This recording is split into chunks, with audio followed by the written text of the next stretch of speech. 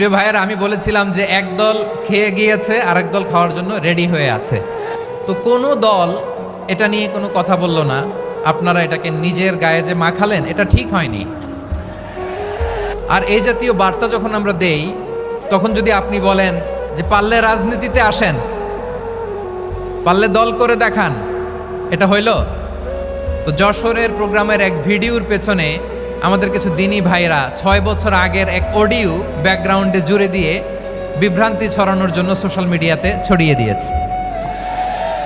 তো তাদের প্রতিও আমাদের কোনো রাগ নাই, ক্ষোভ নাই। তারা হয়তো দিনই তাকাদা থেকেই করেছে।